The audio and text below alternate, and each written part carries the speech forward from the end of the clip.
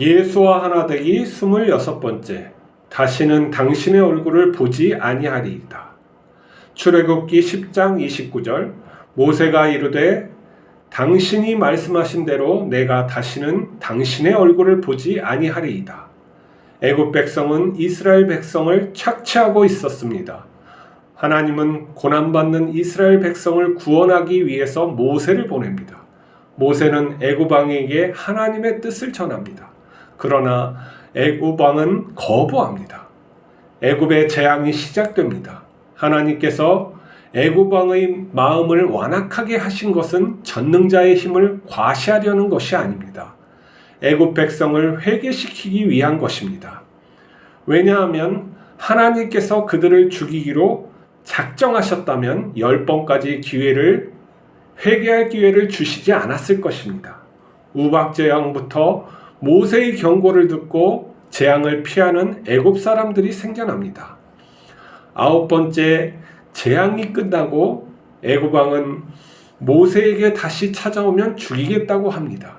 모세도 다시는 오지 않겠다고 합니다. 하지만 하나님은 10번째 재앙을 내리시기 전 모세를 애굽 왕에게 보냅니다.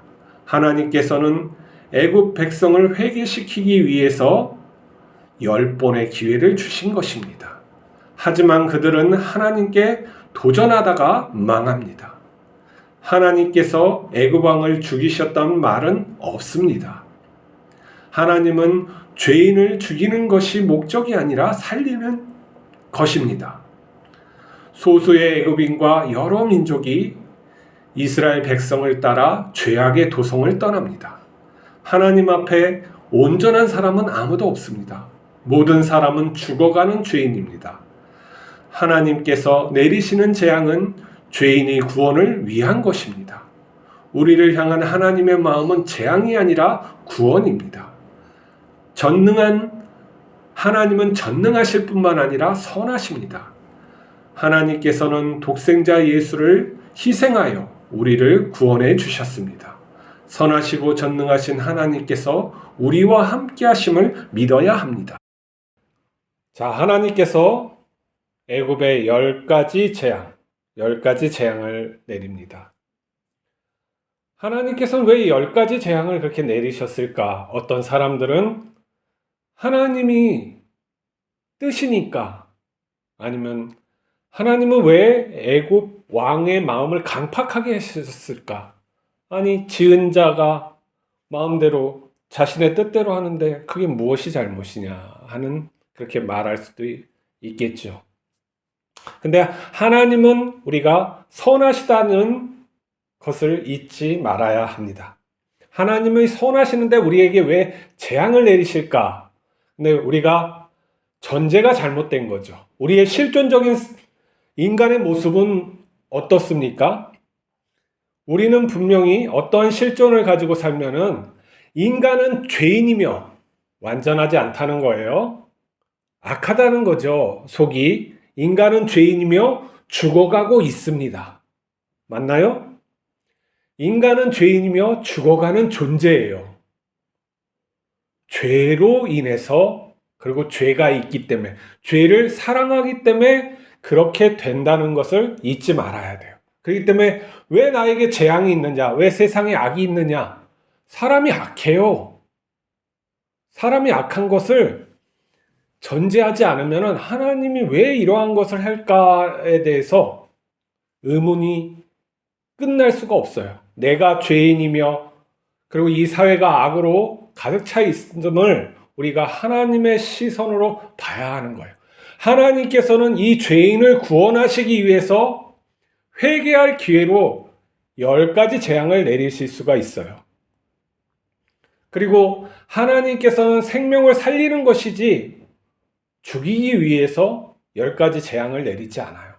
하나님이 죽이기로 작정하셨다면 처음부터 한 번, 두 번 그걸로 이스라엘의 어떠한 유월절을 위해서 3번 이내의 재앙으로 그냥 끝내실 수도 있어요. 10번이라는 것은 하나님께서 하실 수 있는 만큼 회개의 기회를 주시는 거죠. 거기서 깨달은 자는 죄악의 도성에서 나오게 되는 거고, 깨닫지 못하는 자는 그 죄악에서 살 수밖에 없는 거예요. 그렇다고 하나님께서 그 애굽을 갖다가 다 멸망하게 버려두셨습니까? 아니죠. 지금도 이집트가 있잖아요. 세상이 그대로 하고 있어요. 하나님은 이 세계를 통해서 하나님의 뜻을 이루시는 거고, 사람은 하나님이 없다고 하거나 하나님을 잘못 섬기는 사람은 죄악으로 살아가고 있는 것이죠. 그 속에서 하나님은 계속 구원의 기회를 주시고 있다는 겁니다. 자, 우리는 성경을 갖다가 오해할 수가 있어요. 자, 성경은 한 번에 어떤 사람이 단번에 하나님의 영감을 받고 다 어떤 출애굽기를 한 번에 쓰거나 이렇게 한 건 아니에요. 많은 세월 구정과 조각 문서로 내려온 것을 포로기 전후로 이것을 갖다가 하나님의 뜻대로 기도하는 사람들이 모아서 그것을 갖다가 편찬한 논 거란 말이죠. 그 속에는 인간의 문화가 있고 하나님의 뜻이 있어요. 그것을 관통하게 하시는 분이 성령님이죠. 인간을 왜 이렇게 살고 하나님은 또 어떻게 인간을 구원하시는가, 이걸 성경을 통해서 가르쳐줘요. 그리고 가장 핵심적인 것은 창세기부터 요한계시록까지 하나님의 구원이에요. 하나님이 어떻게 구원하실 것인가를 갖다가 이 인간 죄인을 어떻게 구원하실 것인가를 초점으로 맞춰서 말하고 있다는 거예요. 메시아가 누구냐, 메시아가 어떤 분이냐 하는 것이요. 예수님이 우리에게 오셔서 구원하시는 것이 하나님이 태초에 죄인을 갖다가 처음부터 죄인을 구원하시고 또 멸망받기까지 하는 것과 똑같단 말이죠. 그 예수님이 태초에 계신 하나님이고 또 멸망의 심판의 보좌에 앉으신 하나님이란 말이에요. 그 예수님 안에서 이 성경을 보지 않으면은 이게 잘못 보일 수가 있어요. 인간의 글이라고 그렇게 시각을 두고 보면은 그런 거예요. 또 하나님의 온전한 100% 말씀이다. 영감설이죠. 100% 맞아요. 그 말씀도 맞아요.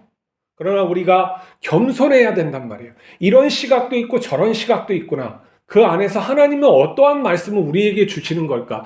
분명히 생명을 살리기 위해서 이 말씀을 주셨는데 내가 삐딱하게 보면 안 된다는 거예요. 그렇다고 오도해서도 안 돼요. 억지로 끼워 맞추려고 하지 않아도 돼요. 하나님은 하나님께서 우리를 갖다가 이해시키고 깨닫게 하시는 것이지 우리가 이걸 변론을 만들어서 할 수가 없어요. 하나님께서 이해시킨다는 걸 깨닫게 하셔서 물어야 돼요. 하나님 앞에 왜 이러한 것이 있습니까? 이 구절은 너무 어렵습니다. 왜 이렇게 했을까요? 하나님께 물으면 하나님께서 인도하게 해주세요. 말씀을 보게도 해주시고 또 유튜브를 보게도 그걸 깨닫게 하시고 인간의 그런 통념적인 사고를 뛰어넘어서 진리를 가르쳐 준단 말이에요. 하나님의 그 선하시고 전능하신 세계가 어떠한 것인지 그리고 인간이 어떠한 존재인지 이걸 갖다가 가르쳐 주시는 거예요. 그 모든 가르침은 뭐냐? 우리가 참되게 살게 하기 위한 거죠. 참된 시각으로 보게 하기 위해서요. 그것은 예수 그리스도의 눈으로 이 세상을 보게 하기 위하고 예수 그리스도의 그 삶으로 우리가 살게끔 하기 위해서 하나님은 인도하시는 거예요. 사나 죽으나 영적인 세계나 이 땅의 세계나 하나님의 뜻을 따라서 우리가 살아가는 그런 존재가 하나님은 원하신다는 것이죠. 그게 예수님의 모습이에요. 그 예수님의 모습을 우리에게 주시기 위해서 이 출애굽기도 있는 것이죠. 하나님이 선하신가 악한 것인가 우리가 출애굽기를 보면서 알 수가 있어요. 하나님이 공연히 재앙을 내리시지 않는다는 거예요. 우리에게 공연히 어려움이 있는 게 아니에요. 착한데 저 사람은 참 안 돼. 이런 거는 없어요. 착한 건 선한 것이고 선한 것은 성실한 거예요. 그 성실이 반복해서 계속 이루어지면 제대로 안 살아갈 사람이 없죠. 우리가 그것을 안 하니까 그러는 거 아니에요? 안 하면은, 내가 못하겠으면은 하나님께 구해서 그것을 할 수 있게 해달라고 요청을 해야죠. 끈질기게 하나님께 기도해서 내가 바르게 살 수 있도록, 성실하게 살 수 있도록 해야죠. 나의 어려움이 있으면 그것에 대해서 내가 왜 집착하고 있는지, 내가 그 어떤 소망, 하나님이 주시는 그 영광보다 어떠한 것을 내가 바래서 이렇게 내가 집착하며 살고 있는지 깨달아야죠. 그리고 하나님 앞에 그것을 죽여달라고 해야 되는 게 마땅한 거예요. 내가 배가 고프면 배부르게 해달라고 기도해야 되는 것이지, 부자가 되달라고 해야 되는 게 하나님의 뜻이 아니라는 거예요. 하나님의 뜻은 예수님처럼 사는 거란 말이죠. 그러면은 예수님이 어떻게 살았어요? 몫으로 사셨단 말이에요. 그리고 공생에 끼는 동안 무슨 영광을 위해서 살고 섬김을 위해서 살았어요. 그렇지만 그 예수님의 삶에 하나님의 영광이 따랐단 말이죠. 하나님께서는 우리 각자가 하나님의 뜻, 예수 그리스도처럼 이 인생을 갖다가 살길 원하신단 말이에요. 높은 곳을 바라보지 않고 낮은 곳을 찾아서 섬기는 삶, 모든 사람들이 그렇게 살았으면 하나님의 뜻이죠.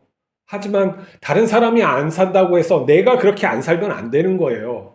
나는 영원한 존재로 하나님의 자녀로 부르심을 받았기 때문에 그 삶을 내가 이해하고 거기에서 오는 기쁨을 내가 살아야 되는 거예요. 누리면서 살아야 되는 것이죠.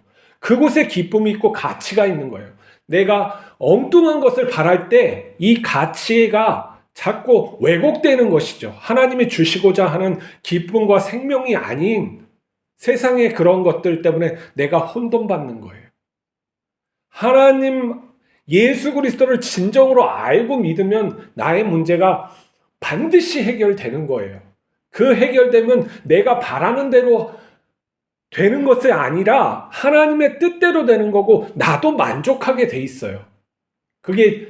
그것이 없다면 우리가 어떻게 예수님을 믿겠습니까? 하나님께서 우리 인생을 갖다가 그렇게 만드시고 계신다는 걸 믿어야 돼요. 그리고 나를 자꾸 세우지 말고 부인하고 하나님 앞에 나가야지, 예수 그리스도의 삶에 나가야지 자꾸 자기 자신을 갖다 중심에 두고 하려니까 이게 말이 안 맞는 거죠. 그걸 갖다 끊어버려야 되는 거예요. 오직 예수님만이 우리의 참 형상임을 잊지 마시기 바랍니다. 오늘도 선하신 하나님을 믿으며 담대하게 사시길 바랍니다. 기도하시겠습니다. 하나님 아버지, 우리에게 재앙을 주시는 것이 아니라 소망을 주시고 생명을 주심을 믿습니다. 우리가 하나님을 온전히 알고 따를 수 있도록 인도하여 주시옵소서. 왜곡하지 말고 하나님의 말씀을 정확히 볼 수 있게 하여 주시고 본질을 깨달을 수 있도록 성령님께서 깨우쳐 주시옵소서. 우리 주 예수 그리스도의 이름으로 기도하옵나이다.